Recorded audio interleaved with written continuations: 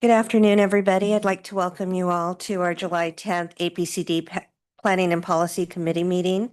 Madam Clerk, do you mind calling the meeting to order, please?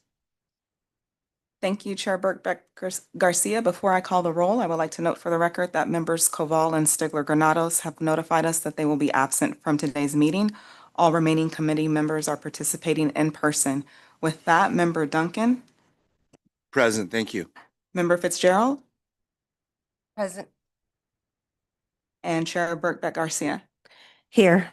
Thank you. And I would note for the record that for today's meeting, the chair has designated 2 minutes for all public testimony. Great. We'll go to agenda item B, non-agenda public communication. Madam Clerk, are there any members of the public that wish to address the committee? Thank you, Chair Birkbeck Garcia. This is an opportunity for members of the public to speak to the committee on any subject matter within the committee's jurisdiction, but not an item on today's agenda. We have 2 members of the public that have requested to speak on this item. I would call them forward at this time. You will have 2 minutes to address the board, and I'd ask that you begin by stating your name for the record. First, we have Purita Javier.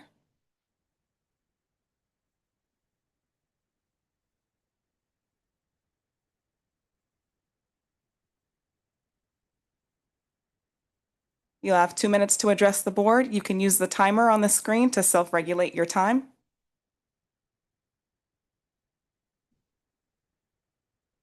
Microphone on.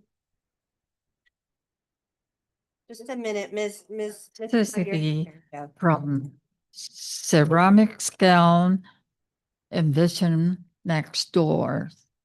We come husband and wife, the smallest political unit representing a community from city of San Diego, D9 and D4 of the region.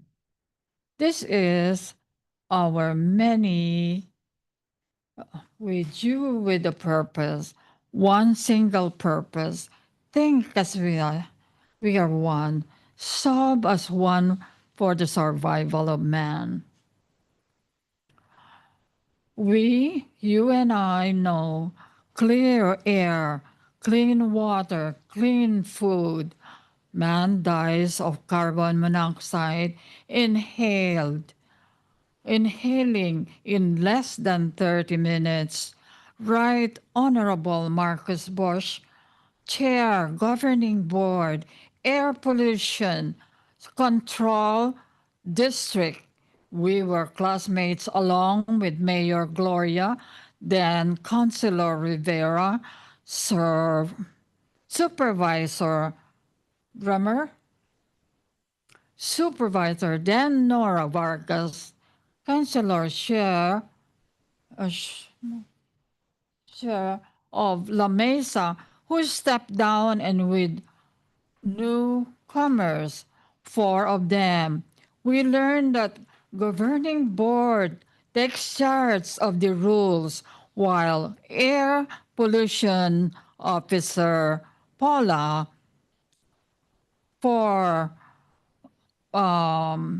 focuses on permit fees.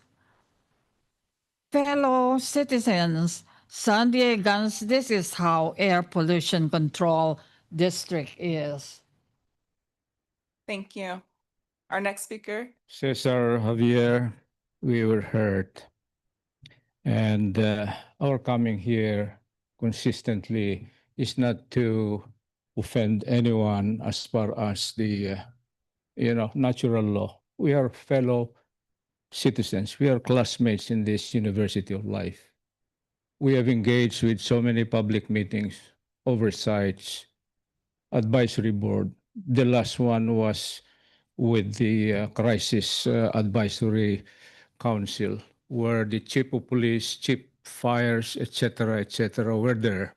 You lied, my friend. You lied. Tell the truth. We are only humans. If we committed mistakes, we will correct it. The 20 manufacturing industrial activities should be evaluated, re-evaluated until we get the correct rule. That's what we are for. This is our 4.5 years studying with you, helping with you. And thank you, Sir Duncan.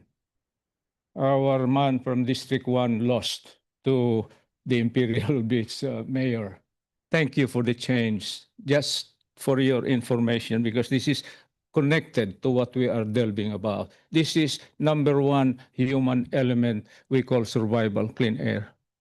If you hear the sirens for an ambulance, there are doctors there, paramedics. What do, mom doctor?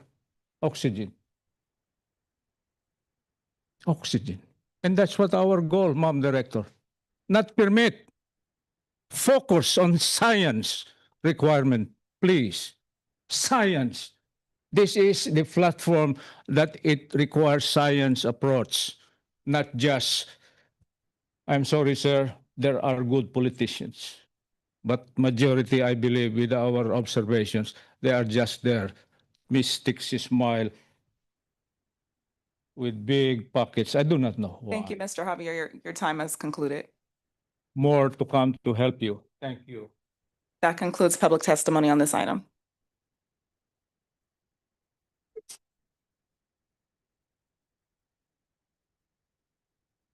Sorry.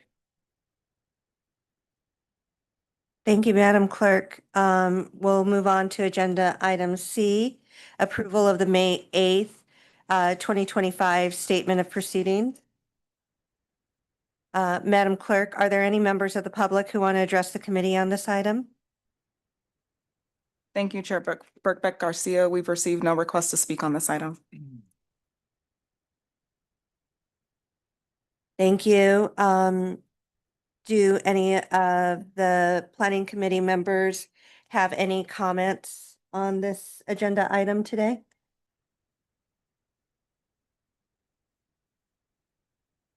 Thank you. So we need a motion. Can I call for a motion for approval of the May 8th, 2025 Statement of Proceedings? So moved. May I have a second? I'll second. Thank you. With Member Duncan putting in the motion and Member Fitzgerald, sorry, seconding, can we have a vote at this time? All in favor? Aye. Any opposed? Any abstentions? Thank you. Thank you. With members Koval and Stigler Granados absent, that motion passes with those board members who are, or those committee members who are present voting aye. Now we'll go ahead and move to agenda item D1, Incident Response Plan. This is an informational update only, correct? Madam Clerk, can you provide public testimony instructions, please? Thank you, Chair Birkbeck Garcia. I would note for the record that per the board's rules of procedures or administrative code, public testimony requests are no longer accepted for this item. Any requests that have been received at this time will be heard at the conclusion of the staff presentation. Thank you. Deputy Director Vigil. Thank you, Madam Chair. Good afternoon. I'm Domingo Vigil, Deputy Director with the San Diego County Air Pollution Control District. With me is Dr. David Soderman, Chief of our Monitoring and Technical Services Division, and today we would like to provide an overview of SDAPCD's updated Incident Response Plan. Next slide, please. SDAPCD's recent efforts in addressing odors from cross-border wastewater flows in the Tijuana River Valley, among other incidents, highlighted opportunities for reviewing and updating the incident response plan to ensure SDAPCD's role and response capabilities are clear to first responder and support agencies, emergency response coordinating bodies, and the public. At the December 12, 2024 Planning and Policy Committee meeting, SDAPCD staff presented areas of opportunity to update the incident response plan, which included reviewing and updating roles and capabilities of partner agencies, reviewing and updating internal and public-facing communication processes as needed, ensuring incident response capabilities are up to date, and conducting additional outreach to partner agencies regarding SDAPCD's role and capabilities. Staff has completed the update to the items just mentioned and is currently in the process of reviewing roles and responsibilities with partner agencies. Today's overview of the plan incorporates all of the updates mentioned above. I will now turn it over to Dr. David Soderman, who will provide the overview of the updated incident response plan. Thank you, Domingo. Next slide, please. The APCD defines an incident as any release of air contaminants into the environment that may cause adverse health consequences to the public and results in a multi-agency response. Examples of past incidences have included the 2021 Orange County oil spill, the 2020 Navy ship fire, and the various large wildfires that have occurred in the region in 2003, 2007, and 2015. Examples of non-incidents include dust, nuisance odors, or asbestos complaints, and smaller structural and brush fires. For air quality complaints related to dust and odors, members of the public can call our complaint line. I would like to point out that non-incidences could become an incident over time. For example, all wildfires initially start out as small brush fires. Another example is the unprecedented amount of untreated transboundary sewage in the Tijuana River Valley. If a member of the public happens to come across an incident and there is an immediate health threat, please call 911 and not APCD. On another slide, we'll address how APCD is informed of an incident. Next slide, please. When an incident occurs, an incident or unified command is set up.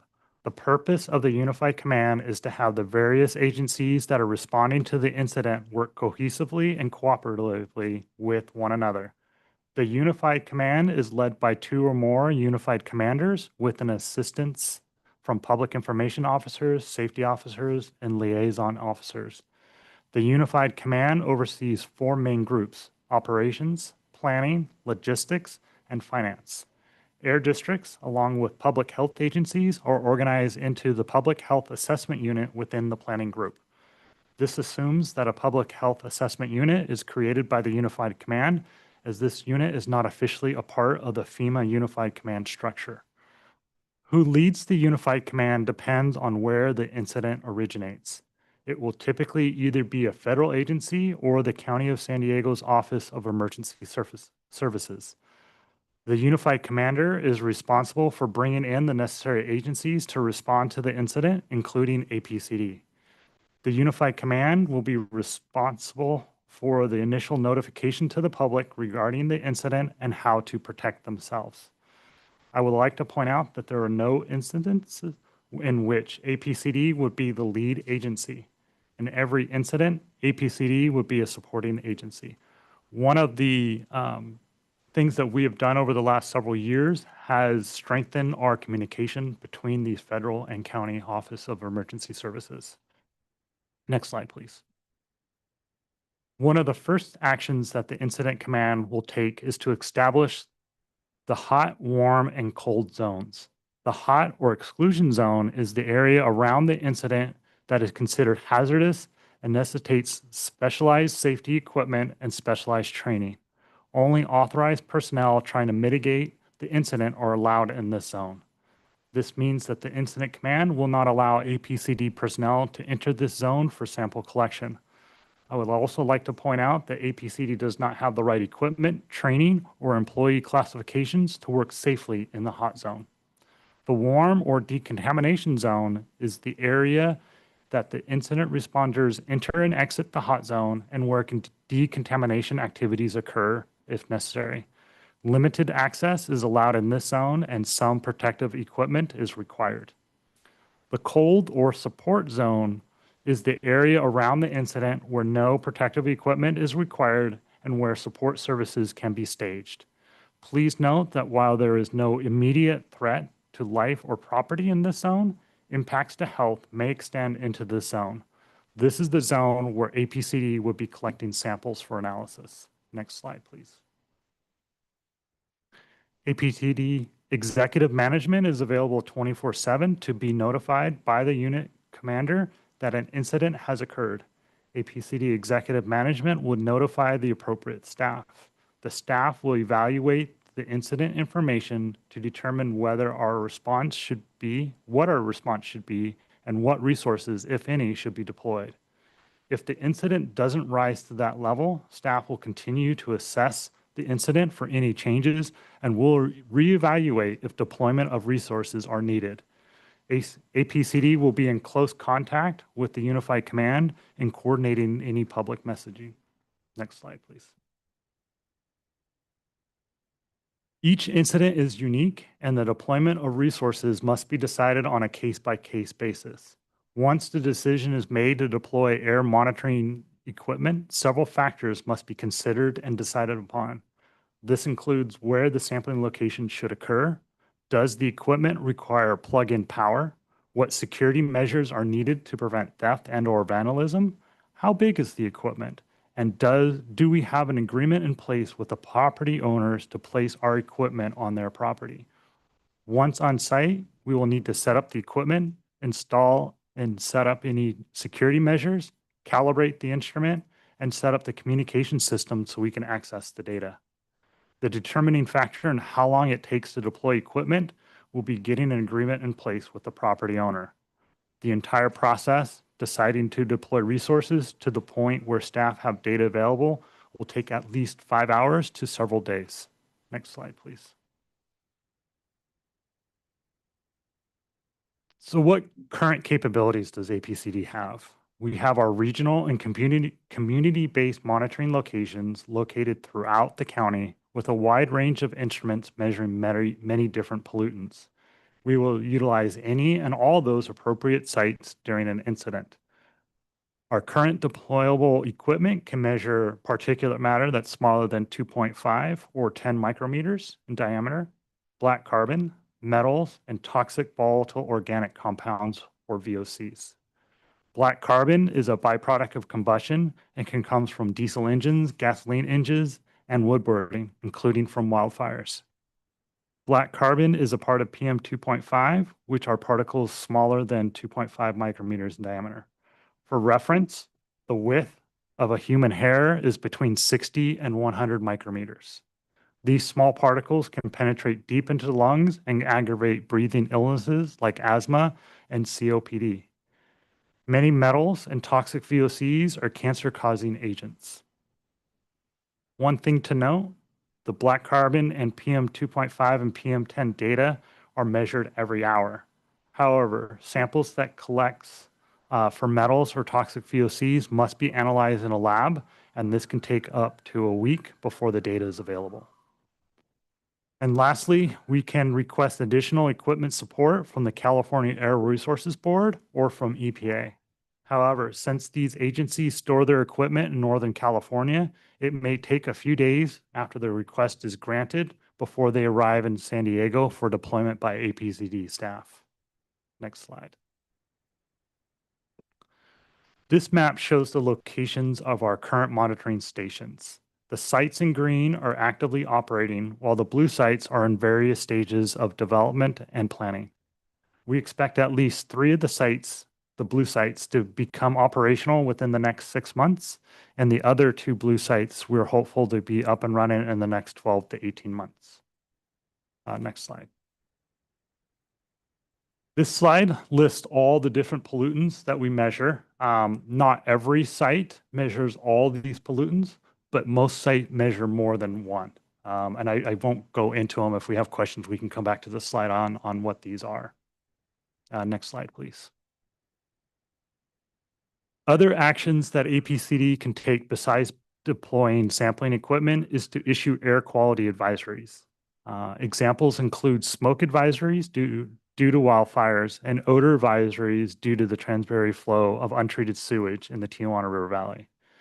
Additionally, APCD has developed and made available on our website various preparatory and informational guidance documents, links, and dashboards to the 2 most common incidences that occur within our county, which is the wildfire smoke and the odors from the Tijuana River Valley. Next slide. During an incident, all information from various responding agencies will pass their information along through the Unified Command. The Unified Command would disseminate that information to the public.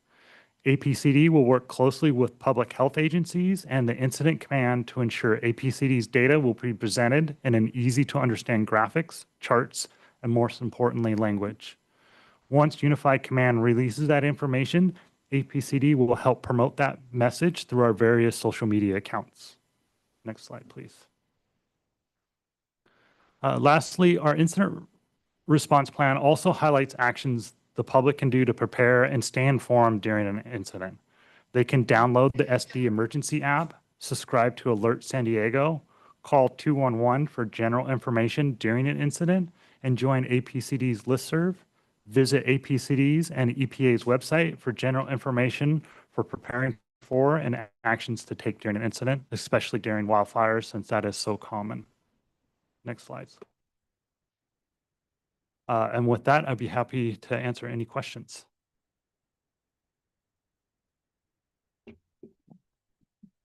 Madam Clerk, are there any members of the public that want to address the committee on this item? Thank you, Chair Burkett Garcia. We've received no requests from the public to provide public testimony on this item. Thank you. David, can we go back to the slide that shows where the air monitoring?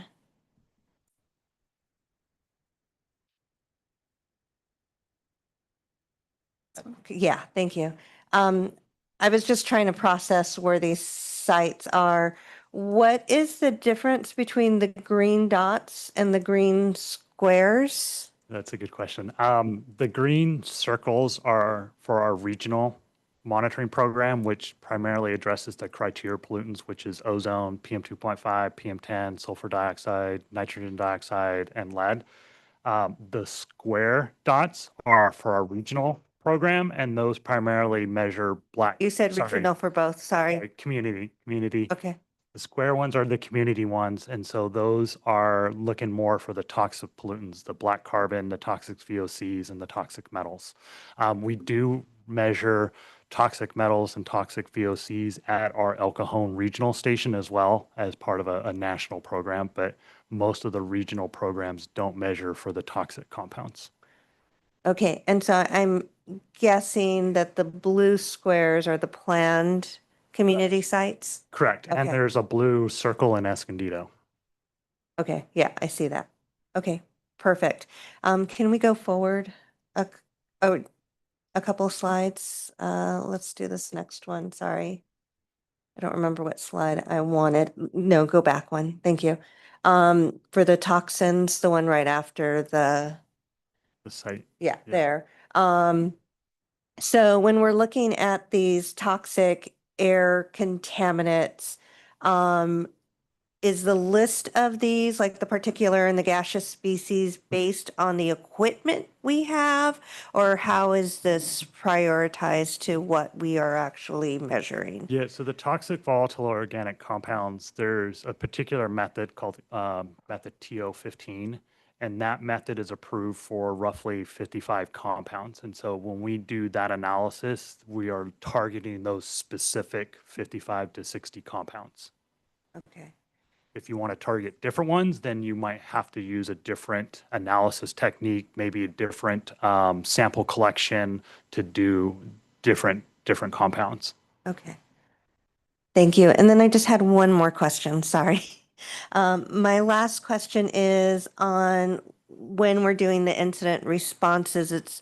You mentioned on one of the slides, working with various health departments. Is it just the public health department, or what do we mean by various health departments? Yeah, I can address that. So depending on the scale of the incident, we might only consult with the local county public health department. But if it's a larger incident, typically we could also involve California Department of Public Health Okay. and also EPA, or in the case of the Tijuana River, we've been working with ATSDR as well. CDC, do we ever get CDC involved? With ATSDR is one of the arms of the CDC. Oh, see, I didn't know that, so thank you. What does ATs? I'm sorry, it's the Agency for Toxic Substance Substances and disease Disease Registry. Okay, sorry for dominating this. Member Duncan or Member Fitzgerald, do you guys have any questions? I just have one brief question for my edification. So I know it'll go through, the main agency that's handling it, the communications, but I was curious, does this agency have like a public spokesperson that speaks on issues, or does that go through the executive director, or how does that work? We do have our government relations officer who is also serves as a spokesperson for the agency. Depending on what the engagement is, if it's media interviews and things like that, we would pull in different subject matter experts from the agency. Our director also has done a lot of interviews, but when we're talking about an incident, depending again on the scale of the incident, if we are part of that incident command that has been established to address the incident, all the information will flow through that incident command structure, which is typically housed in the county Office of Emergency Services. Thank you.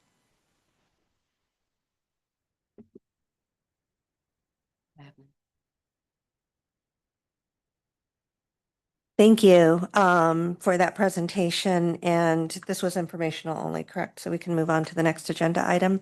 The next agenda item is D2, 2025 Legislative Program Update. Madam Clerk, can you please provide public testimony instructions? Thank you, Chair Birkbeck Garcia. I would note for the record that public testimony requests for this item have been closed. Any requests that we have received will be heard at the conclusion of the staff presentation. Thank you. APCO Forbes. Thank you, Chair Birkbeck Garcia. I wanted to provide an update today on our legislative program, and we can go on to the next slide, please. So this is a list of the priority legislation that we've been working on this year pursuant to the legislative program that was adopted by the governing board in February. There have been, I'll go through these in sequence, but we'll be talking about AB 652, which we talked about at the last meeting here, and some modifications that have been made to it since we last met, as well as several other pieces of legislation that we've been following.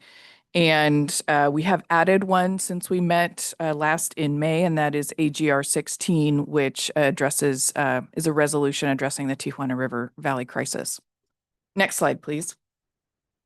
So Assembly Bill 652 by Assemblymember David Alvarez. This is the bill that would allow for alternates to be appointed to the governing board. Also would do a little bit of cleanup to the original AB 423 that established the governing board structure. And so like I say, it allows for alternates to be appointed in the same way that the primary member had been appointed. And it also introduces staggered term limits, or staggered terms rather, for new governing board members in 2029 as a way to ensure that there's not total board turnover at that time. And we'll talk a little bit more about that in an upcoming slide. It also removes the requirement that the San Diego appointee to the California Air Resources Board and the military liaison be one of the County of San Diego supervisors. So with this proposed legislation, anybody from any governing board member could be appointed to those seats. And then it clarifies that appointees could be mayors or council members from the city selection committee process. Next slide, please. So at the last meeting, we talked about there was a provision in the original proposal that would have provided for a weighted vote of the city selection committee to break a tie for a member. That language has since been removed from the bill. And so what that means is that the bill is silent on that issue. So the tie-breaking procedure would be handled at the city selection committee according to the procedure that they've already adopted. So that amendment has been introduced.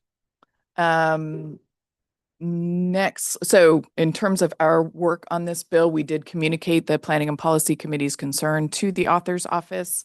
And subsequent to that amendment, we did submit a letter of support. And so we've been continuing to work with the author's office over the last several days on this. Next slide, please. So the next amendment was proposed by the local government committee, this would address the staggered terms that I mentioned earlier. And so the intent behind this provision was to ensure, again, that there would be some staggering of governing board member terms so that there wouldn't be complete turnover of the board at one time. When AB 423 was adopted, all of the initial board members were appointed to 4-year terms, and subsequently that's predominantly been the case. So this was intended to stagger that a bit by appointing a subset of members in 2029 to 2-year terms. So in this amendment, what the proposal is to have the governing board clerk do a random drawing in order to determine who would have those 2-year terms. This would be in 2029. And again, it would be a one-time staggering of terms for the members. I'm happy to take questions before we move on to the next pieces of legislation. Or we can come back at the end. Okay, moving on. Next slide, please. So this is a joint resolution 16 related to the Tijuana River Valley transboundary flow pollution. And what it does is it's a resolution from the legislature urging immediate federal action to declare a national emergency caused by the flows of untreated wastewater in the Tijuana River Valley. It calls for full funding of EPA's infrastructure plan, which includes upgrades to the South Bay wastewater treatment plant and long-term operation and maintenance support for those facilities. And we have put in a letter of support on this resolution. Quick question on this one. Yeah. When I was looking at it the other day, I was curious. So I understand all those things you said, but every one of those things, right, is a request for the federal government to do something. Correct. Is there anything the state would have to do or incur with funding based off of this bill, do you know? No, this is a resolution, so it's largely symbolic, asking the federal government to stick to the commitments that have already been made to maintain and upgrade the South Bay wastewater treatment plant. From the statements that we've seen from the new administration, they are supportive of that and seem to be moving quickly in regard to increasing the capacity of the plant from 25 million gallons per day to 35 million gallons per day. So we're hopeful that they are going to maintain those commitments, but this is a statement from the legislature in support, basically, of what those are. Next slide, please. So AB 14, this is the Protecting Blue Whales and Blue Skies bill. I mentioned this at our last meeting. This one expands the coastal vessel speed reduction bill or program to protect whales and reduce whale strikes as well as reduce pollution. So when ships are transiting, if they reduce their speeds, often the pollution reduction is substantial. And we've seen across the state significant NOx and greenhouse gas reductions when they slow down. In addition, it also reduces strikes on whales. So a win-win in a lot of ways. This bill is continuing to pass, now is in the Senate and is anticipated to go to Senate Appropriations on July 14th. We have put in multiple letters of support. There are opt-out provisions for ports that already have vessel speed reduction programs. Our port is one of them. They could choose to become part of this statewide program down the road, but they could also choose to opt out. So it does allow for flexibility for local ports that already have their own programs. So I was curious, I'm not familiar, I think last time we talked about it, there wasn't any, but is there any opposition to this bill from, I don't know, industry or anything? I haven't heard of any. I haven't heard of any either. We could look, and I know Melina is online, she may be aware, but I'm not aware of any because it is a voluntary program. So folks can decide to participate. Shipping companies get in some cases, in certain districts, if there's funding, they will get small stipends when they reduce their speeds. But what the districts operating these programs have found is that, in fact, the good publicity for these companies is more valuable to them than these small stipends. So they often have folks signing up because they want to get awards in the program and show that they're being responsible. It is entirely voluntary, though. Thank you. Okay, next slide, please. So this one, SB 34, we've taken an opposed position on this. I also mentioned this at our last meeting.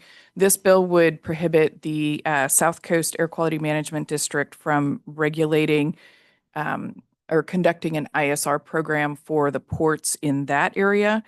And what it does is prescribe requirements that would apply until 2036 on South Coast to address indirect source emissions at seaports.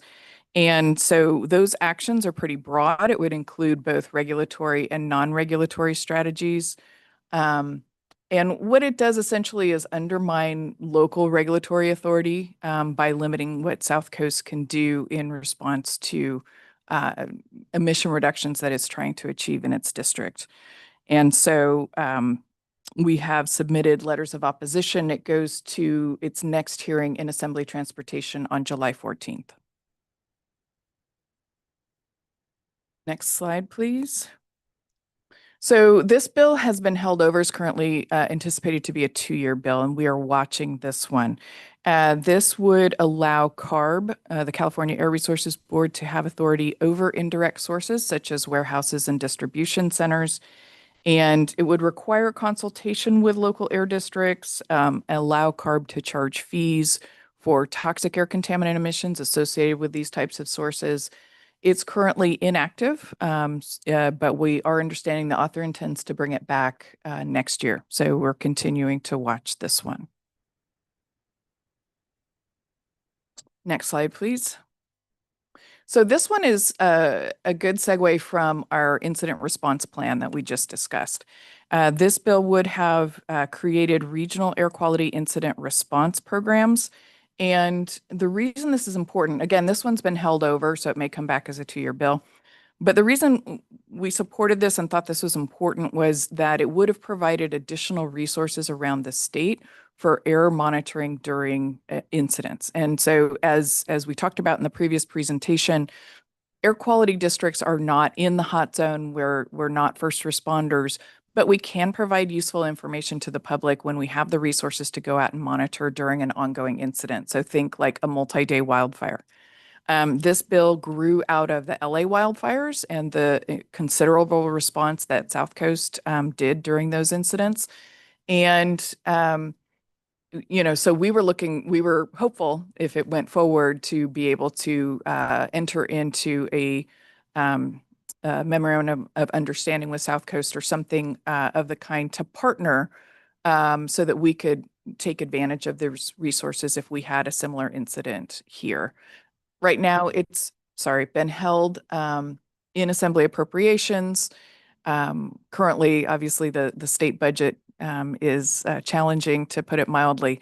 So we'll see if it comes back next year. But certainly, there's some good that could really come from this to provide districts around the state the ability to be able to provide more information to the public during incidents like that. And I will say that South Coast was incredibly helpful to us during the initial phases of the hydrogen sulfide Tijuana River Valley crisis. They sent down a mobile van. They loaned us equipment. So again, building upon those resources seems like a good long-term strategy. Next slide, please. And then this is the last one I wanted to highlight. This one has been held in committee. We don't anticipate that it will be coming back. This would have provided CARB additional authority over permitting of large stationary sources and turned some of the structure of the Federal Clean Air Act on its head by inserting CARB into a process that we currently are primary for regulating pollution from stationary sources. So this one is not advancing. We don't anticipate that it's coming back. And so I'm happy to answer any questions that you have. Madam Clerk, are there any members of the public that wish to address the committee on this item? Thank you, Chair Birkbeck Garcia. We've received no requests for public testimony on this item. Thank you. Any members of the committee have any other questions? I just make one brief comment. It's interesting, the brief comments you made about the work on the South Bay International Wastewater Treatment Plant, because on July 1st, the Union Tribune published an editorial from the editorial board, which I think is just two people, but it's from the board, stating that hopes for solutions in the Tijuana River pollution are quickly fading away. And I obviously agree with you. I don't agree with that. And I work with the IBWC and do a lot of work and lobbying on the issue. And one of the points they'd made, they'd said that the administrator came out here, Lee Zeldin, administrator of the EPA, came out here in April and said, we're going to do all these things and make it better. And then he went silent. But that was not accurate. He came out with a statement in May saying one of the first things we're doing is going to expedite, as you stated correctly, the additional 10 million gallons per day of sewage treatment. Also at that time, not that it was his responsibility or actions, but the Mexico sewage treatment plant at Punta Banderas or San Antonio de los Buenos went online April 1st and is treating 18 million gallons per day of raw sewage. But then the IBWC commissioner came to Coronado in June, explained the whole plan that it's going to be done by August to get the additional capacity and expedite even further. So I don't want to go on a long off-topic rant, but I appreciate you just mentioning your understanding, because I wrote a rebuttal to that Union Tribune article because it was based on supposition and just it was almost like a nihilistic, and it disturbs me because a lot of people say that this has been going on forever, it'll never be solved. And I get the frustration, especially if you're in IB and your ocean's closed for 4 years, or in Coronado where we're having issues. But over the 4th of July and everything, anyways, since these things have happened, we are seeing much better readings on the county. What's it called again? The website, the name of the website? SD Beach Info. SD Beach Info. You can see all the updated sewage readings on SD Beach Info. So ours have been a lot better since the Mexico plant went online, and we obviously need the subsequent expansion and the maintenance, as you point out, which has to be approved every year. There's like 50 parts to it. But anyways, I just wanted to mention that because I was very disturbed when I saw that on July 1st. Thank you. Yes, certainly we have a long way to go to finally solve the problem, but we're seeing a lot of really positive steps, and the attention that is being paid to it from the federal administration is very welcome. And I'm hopeful that we'll get to that 35 million gallons a day as quickly as they're trying to move it forward. We've certainly seen improvements in the hydrogen sulfide readings that we've been seeing. There were some, upticks over the weekend. And we're trying to, we're constantly evaluating that data and trying to determine the causes when we see those. And we're in frequent communication with our county partners as we're looking at that data. We've also, just for your awareness, invited the researchers from UCSD to come give a presentation to the full governing board. That will likely happen in October of this year once their information is fully published. And so we'll be providing regular updates to the governing board on progress. But yes, we're going to think positive and hope that we're continuing to see progress on resolving that issue. I like how you phrase that, because I say to people, we're winning battles. The war is a long ways away, but Yeah. I still think it's okay to be happy when you win a battle. Absolutely. People are working on it. So Yep. anyways, thank you. Thank you.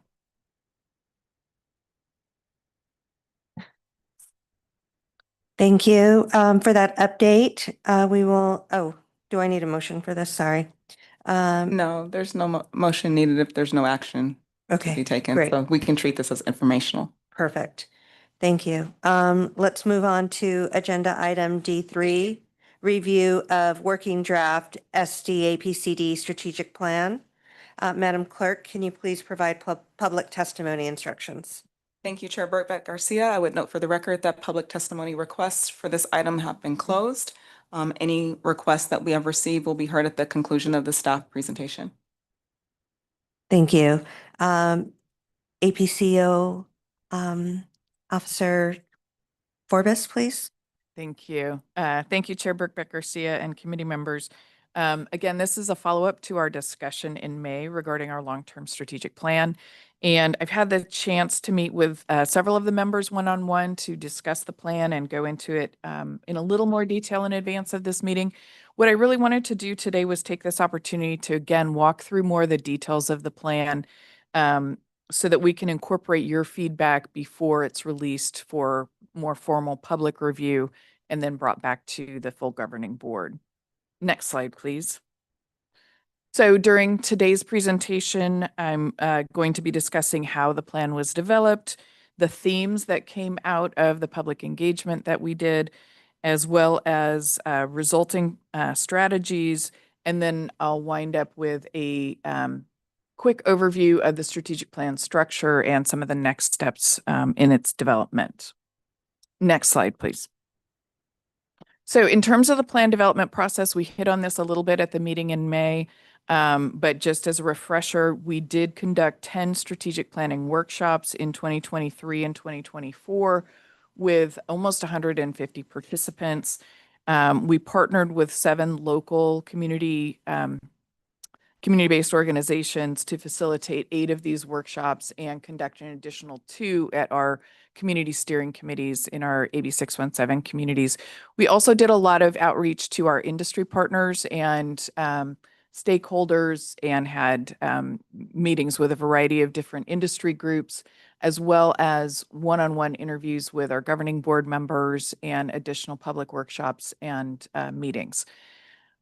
Beyond that, we also did surveys and workshops with our staff and hosted a public virtual workshop and then created a website portal to take online comments as well.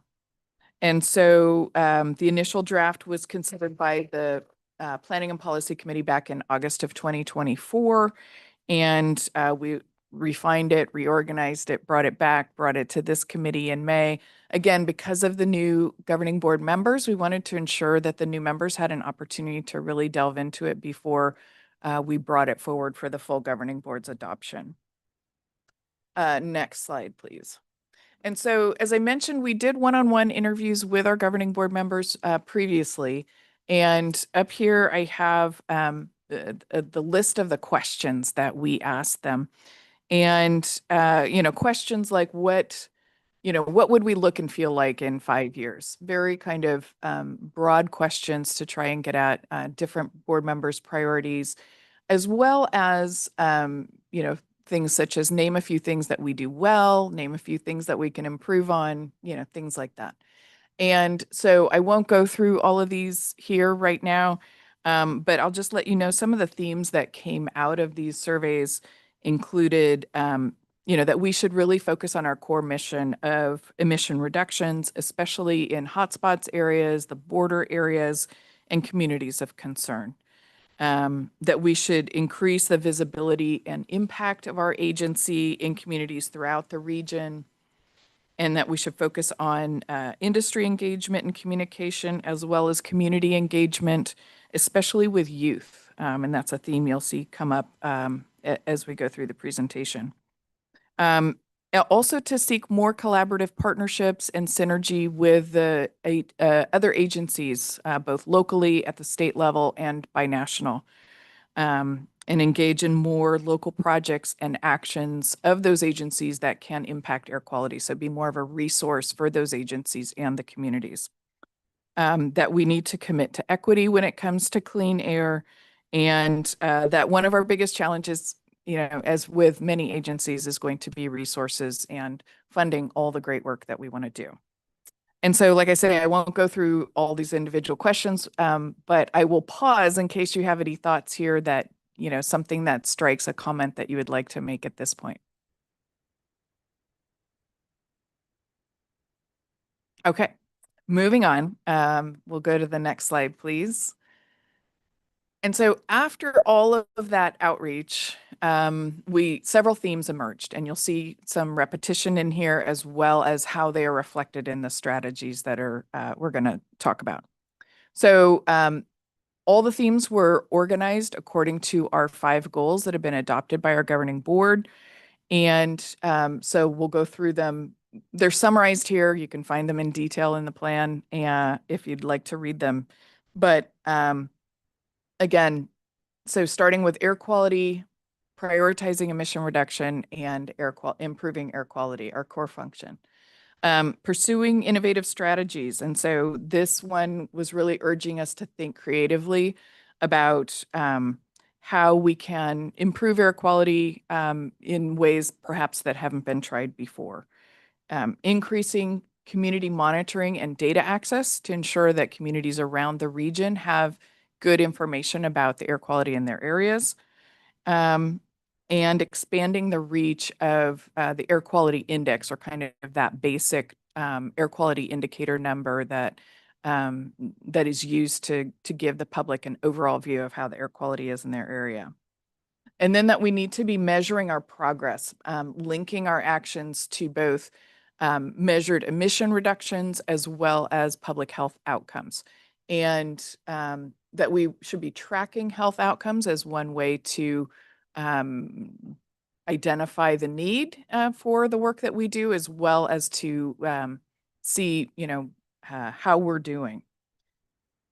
Next, for public health, some of the themes that came out were recognizing our pivotal role in promoting public health. We know that a lot more goes into public health than just air quality, but that the work that we do is critical to promoting public health. Another theme that came up frequently, and you'll see reflected as well, is more direct incentives to impacted communities. And so these could be for things such as e-bikes or transit passes or appliances, and working in partnership with other agencies to highlight their existing programs and to work with them. Next, expanding the air filter program to additional public buildings and schools, and developing strategies for issues outside of our direct regulatory authority. Again, thinking creatively, perhaps on indoor air quality issues or binational concerns like the Tijuana River Valley. Next slide, please. And so in terms of our goal for environmental justice and equity, one of the themes that came out was prioritizing our resources to improve air quality in those communities that are most impacted by air pollution.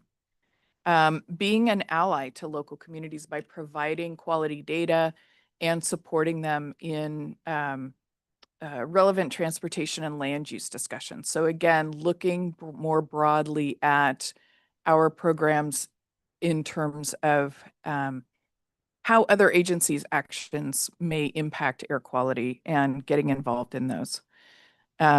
Integrating our the environmental justice framework that the board adopted throughout the agency, and implementing the community emission reduction plans. Those are the plans that were developed in the AB 617 communities. So there's one for Portside, one for the border, making sure that those plans are implemented. Then for public engagement and transparency, building positive relationships with all of our stakeholders was a very common theme. Connecting with communities via media and social media. So making sure that we're more of a household name and ensuring broad awareness of our programs. That's something that we've been working on since we split out from the county, is really trying to ensure that we're visible and available to folks all over the county. Another theme that came out was conducting more public outreach and education. And then recognizing industry progress and challenges. And this is a theme that came out of our meetings with our regulated community, which is we need to give credit where credit's due. We need to recognize the challenges that they may face in complying with our regulations. And so that, again, was a theme that came out of this process. And then, again, increasing our engagement with other government agencies and including tribal nations. Last one, engagement. Not very engaged. And I will say that it's something that is in our plans to improve you'll see it in the strategies that we get to, but we have connected with them on several issues, but not in a systematic and meaningful way. And that's something that we've talked with our partners at the county. They have more relationships with the tribal nations than we do at this point. So it's something that we're going to be working on. Do you know if they've shown an interest on perhaps having somebody representing the tribal nations be on the board here? Or is that something that has been part of the That's discussion? A great question. It hasn't been part of the discussion, but it would be really interesting, to pursue. And they are. Yes. you know, a couple of the tribes have their own EPAs essentially that because they are as sovereign nations, they regulate sources on the tribal reservations. So, so we don't have direct regulatory authority over the reservations, but it would be a really interesting, certainly to get them more engaged because obviously our air impacts their air quality. So I do work with a lot of the tribal nations, and I do know there is an interest. And I think even though some have their own individual organization, the chair people as a whole, if you think about the tribal chiefs, are interested to have representation from that group. Great. I was looking for Domingo just now. He had to leave, but I would like to follow up with you on that. Okay, And great. yeah, that'd be great. I think, yeah, that's an interesting concept. I would just recommend that when however that relationship is structured, maybe take a look at it of whether it's, like a certain meeting every year or quarterly, because there are tribes that have representation on Sandag. They don't come very often. But a few times when they've come over the last few years, it's been meaningful. I almost wonder sometimes if it would be better to have some other structure with like official meeting or something, or like a convening or something that is productive. We actually, with Mexico on Sandag as well, we have not had the representative of Mexico come to one meeting this year. So it's strange to see the empty seat for Mexico at Sandag every single meeting we have. But it almost seems like maybe a better structure might be some type of, I don't know, convening or dialogue or, meeting. And just one other comment, if I may. For me, every time I see environmental justice or equity and things like that, of course, who's going to say they want environmental injustice or they want an inequitable plan? No one's going to say that. But what I always say to myself is, what does that mean differently than what we would do if that wasn't in the policy? So if the historically, disadvantaged communities or areas where the pollution is concentrated, right, are what we're addressing, that is probably environmental justice and equity. So I always wonder, I'm not criticizing, hating, any political agenda. And I know I shared that with you or some of that when we had our one-on-one, but I just wanted to briefly mention it because as we work together and go through things when the terms are used, I'm interested in what does that mean? What does that really mean? One thing you told me is like more outreach to maybe communities with, technological or language barriers or whatever, or information access. And, obviously I support that. So just a concept to consider. And I agree with you to the point that I think it's serving the communities that are impacted, not generally because of their, background or socioeconomic background, I guess you could say, but just the communities that are impacted, making sure that it's fair all across the board. Yeah. I want clean air. Yeah. Let's clean as much air. Right. Our vision is clean air for all. And certainly we focus in the communities that have the greatest impacts. And those tend to be the communities that have socioeconomic and other types of impacts as well. It does result in more outreach for us. Some of these programs are funded by the state, prescribed by the state, and it does result in additional outreach and coordination with those communities as having been, potentially disenfranchised over time, as well as having a greater concentration of the sources. And so you'll find that with our hotspots program, for example, we're looking at multiple facilities in some instances that are located in communities. And with the implementation of that program, we've been able to get risk down to a point where we don't have the level of cumulative risk that we have in the past. But again, that's the reason for the focus in those communities is there's a wide variety of factors that are impacting them, and they also have this propensity of sources. Right. And that's pretty much what I was saying, right? I mean, for me, if we said, just hypothetically, hey, we can solve 6 of 20, big polluting areas, this year, and we take the top 6, It's probably going to be in those exact areas anyways. Mhm. So if it's ever not, that's where I'd be interested in finding out, well, what's the difference that we're doing that Mhm. that's changing that, are we going to number 10 and skipping 7, 8, and 9? Like, we should talk about that, in my opinion, if that's the case. So. Just to go along with the lines, the first bullet point under environmental justice and equity does state prioritize resources to improve air quality in those most impacted communities. So I think we're all just stating the same thing because that's in the verbiage of what our theme is for today. Right. Yeah, no, and you'll see that come up in the themes is that these are the communities that are most impacted and have been historically as well. Right. But I Yeah. do agree with Member Duncan that, we do keep in mind that we prioritize the most disenfranchised, impacted, whatever word choice you want to use from a thesaurus that we can pull out. Thank you. Okay, next slide. So then there were quite a few themes that came up in regard to operational excellence. And again, we're having split out from the county, we're still growing and becoming independent as an agency. And so one of the themes that came out was agency effectiveness and including having a visible impact in the community. Again, gets back to that visibility of APCD across the county.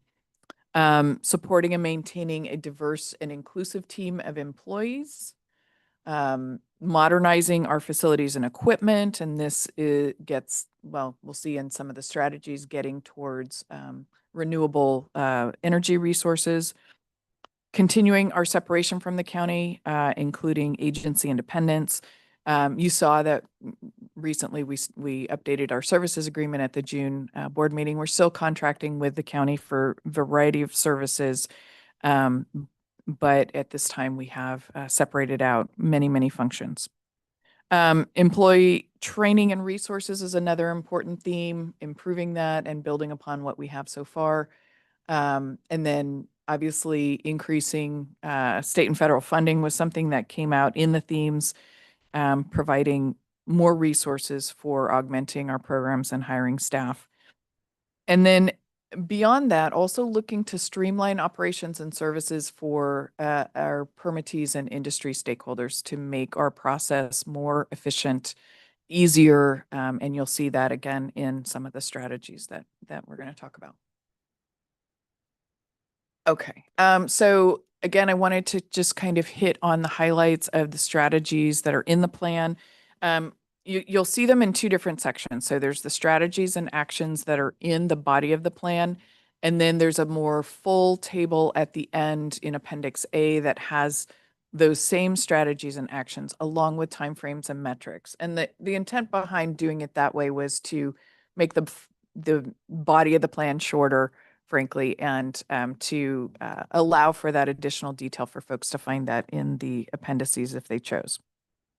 So again, starting with air quality, expanding air quality monitoring in environmental justice communities.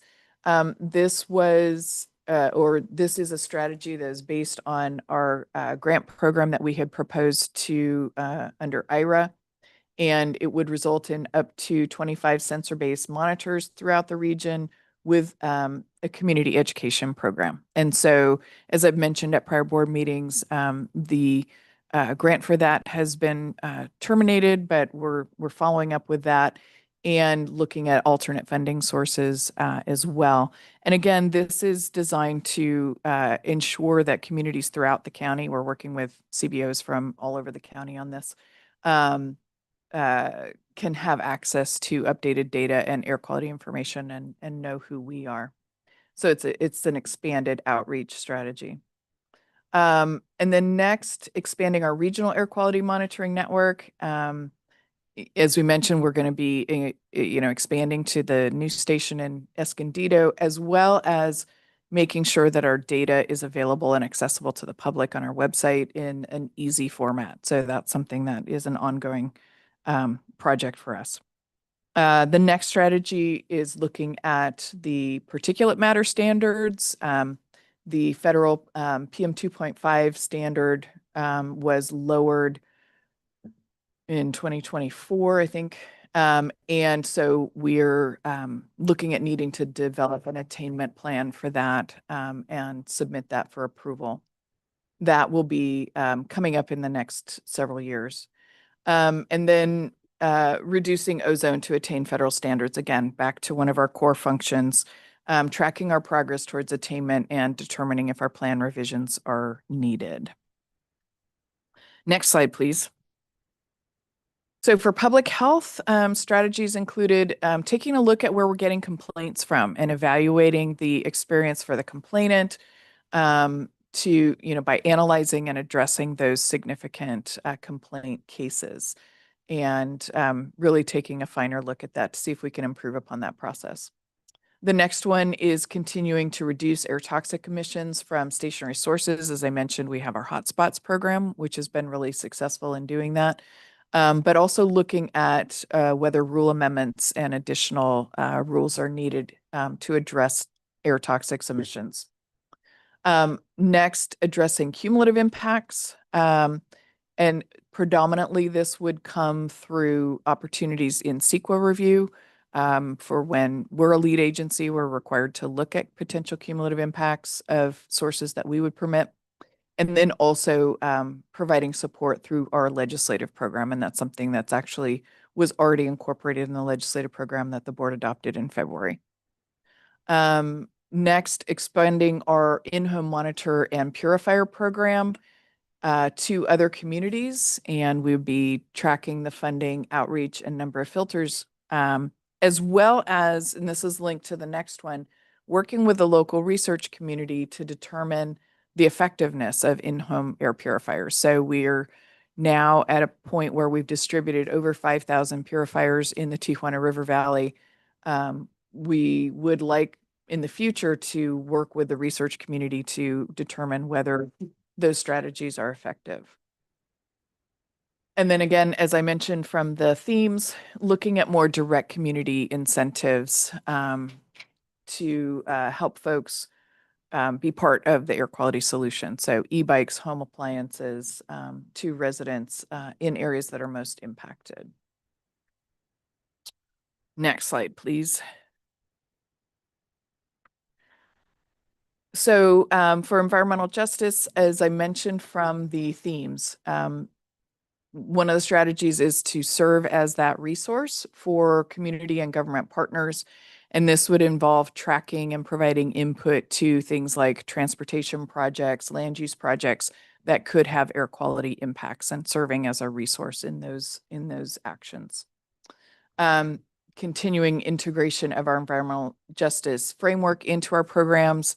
And this would involve developing a toolkit for our divisions to use to track our progress. Incorporating community priorities into rulemaking processes. And so this would involve additional public outreach related to our rule development activities and prioritization.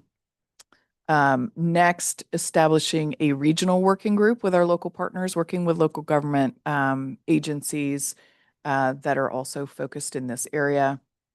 And then developing a community mission reduction plan implementation dashboard. So we talked about the strategy in under air quality to ensure that the plans are being implemented. This would be a public facing dashboard to be able to track that. Next slide, please. So for public engagement and transparency, there's quite a few here. Again, a lot of the same themes you're going to see coming up. So expanding our visibility, increasing communication with and collaboration with our local agency partners and legislators. This gets at further development of our legislative program, as well as potentially starting tours for local legislators so that they understand who we are and what we do. And then expanding our Clean Air for All award program, as I mentioned under one of the themes, recognizing when giving credit for where credit's due. And so we've had I believe it's just one of our Clean Air Awards. So far, we are intending to make that into an annual program to recognize local industries for some of their work. Making the air quality index information more available and accessible. As I mentioned, that's the indicator locally that a lot of people rely on. Expanding our mapping tools. And so I think we've talked at prior board meetings about the variety of mapping tools we have, such as our complaint mapping database. We have a hotspots database. We're working to expand that to include things like permits and other types of tools. Estimating public health and greenhouse gas co-benefits from our incentives and rule development actions. What this involves is looking at the public health benefits of what we do and being able to estimate that using available tools, as well as greenhouse gases. Again, so I mentioned before in the themes that youth programs came up repeatedly. This here would have us develop a youth-based air quality educational program. We're hopeful that that is going to be funded by EPA, in fact, in the coming year. Expanding outreach for our complaint program to make sure that folks around the county know who we are and who they can complain to if there's an air quality issue. Further engaging community members in a variety of our processes, and then again, coming back to developing that relationship with tribal nations. Next slide, please. And then finally, under proposed strategies, again, we had quite a few come up for operational excellence and, focused a lot on our employees. So ensuring that we're able to recruit and retain quality employees and provide equitable opportunities for all of our employees to advance in their careers, enhancing employee engagement, developing consistent policies and procedures across the agency. That's something that's still in process for us. Securing that sustainable long-term funding, enhancing our website functionality. That's something that we're starting to do now to improve upon our website, increase its functionality, and increase the online services that our customers can use. So industry, from payments to permit applications, things like that. We're continuing to expand those services. As I mentioned, facilities is another strategy here to add modern amenities and renewable energy sources. Maintain and upgrade our core IT programs. And then the other one I'll just hit on is this last one, OE10, streamline the health risk assessment processes for permitting actions with enhanced screening tools. And again, this is streamlining an industry process that goes along with permit applications when air toxics are involved. Next slide, please. So then I also wanted to highlight this. This is something else that we've addressed in the plan, and we refer to it as the 4 Cs. And it's a way for us to analyze whether we're going to be able to accomplish the goals that are in the plan, as well as be able to forecast for what some challenges might be. And so as part of this analysis, when we were developing the strategies, we looked at these 4 Cs: capabilities, capacity, culture, and constraints. And so capabilities, whether we have the necessary skills on staff to be able to address these strategies. Capacity, do we have enough resources or the people power to be able to carry out the programs? Culture, is the culture of the agency going to support the direction of these actions? And then identify any constraints. And I will say that we did this for all of the strategies, and they're going to continue to be refined as specific work plans are developed once the plan's in place. And the constraint that came up over and over again is resources. Obviously, all of this is dependent on having the sufficient resources to be able to take on some of these newer projects. Next slide, please. So then again, I just wanted to hit on an overview of the structure. We've now been through in a fair amount of detail the process for the plan, the themes and the strategies that came out. We also have a section in here tracking our progress. And just to give the quick overview of that, What our intent is to identify in our annual budget the strategies that we would be taking on in that coming fiscal year, and then report on that in our annual air quality report that comes on an annual basis as well. So you saw the annual air quality report that I just emailed out last week, or I'm sorry, Monday of this week. That would be an opportunity for us to track our progress towards meeting our goals in the plan. And then finally, we have a lot of appendices again for folks that want to delve into a lot more detail. We list out our existing plans and our existing operations because I wanted this to be a document that is a standalone, if you will. If you really want to understand the agency and what it does, there's a summary in there of the variety of programs that we're already running. We know that we're going to continue to run those programs and they're not changing. So what this plan is designed to do is highlight those new areas where we're building upon the work that we're already doing. We just didn't want that existing work to get lost. So there's a lot of discussion of that in there as well. And so with that, we'll talk quickly about next steps. So the goal is to incorporate your feedback in the next couple of weeks, send this to a graphic artist. We understand one of our members made the very gentle comment that it wasn't visually appealing. And she's not wrong because this is the working draft. This has not gone through graphic artists yet. So we will be doing that before it goes out for public review and then bringing it back here to this committee for a final look before it would go to the governing board sometime this fall. The intent is to bring it in October, but depends on the level of comments that we get either from you all or in the public review process. And then looking for implementation as quickly as possible. As I mentioned, some of these are already underway, but it's designed to be implemented over a 4 to 5 year time horizon. And with that, I am happy to take any questions or comments that you may have. Madam Clerk, are there any members of the public that wish to address this committee on this item? Thank you, Chair Birkbeck Garcia. We've received no request for public testimony on this item. Thank you. I do have just a question. I was going through the appendices, and on Appendix B, there's a table of stakeholder engagement on there.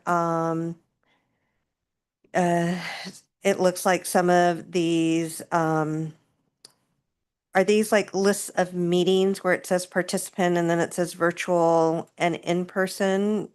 Is that what that is? Sorry, it's page 77.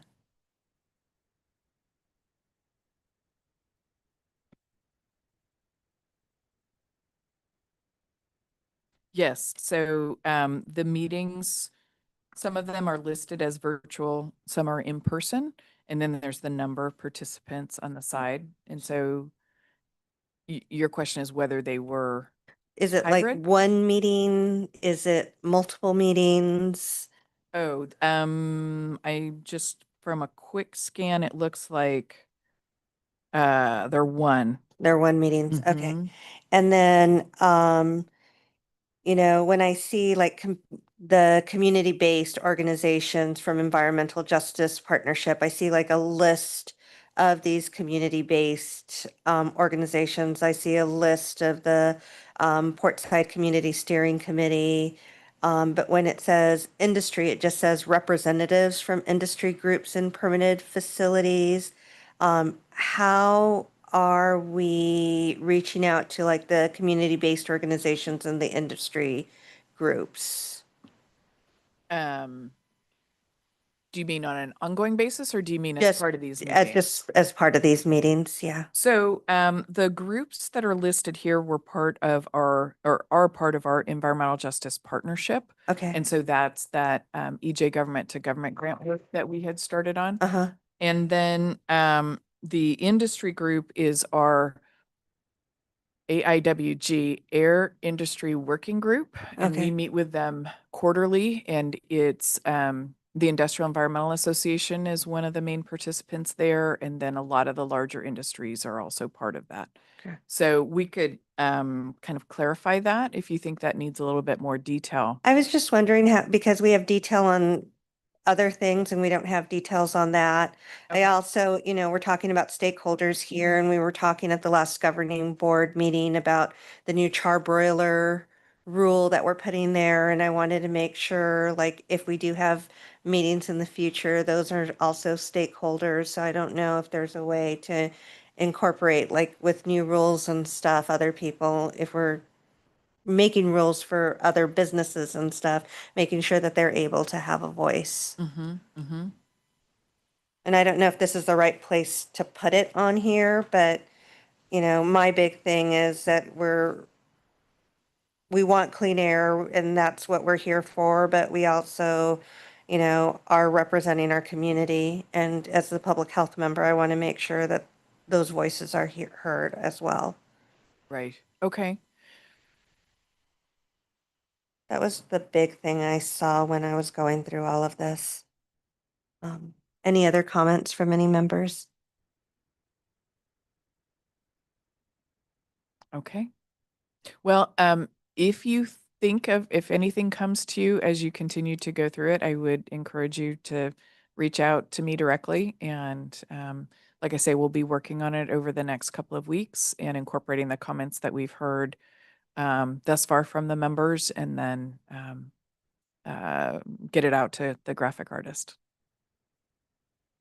So it would be coming back here in September.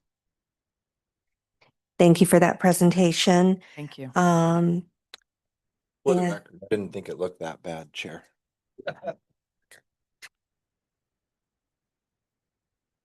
Sorry. And so, I guess we don't have any open comments, right? Let's go ahead and adjourn this meeting for today. Our next, Planning and Policy Committee meeting will be held on September 11th at 2 p.m. Thank you, everyone.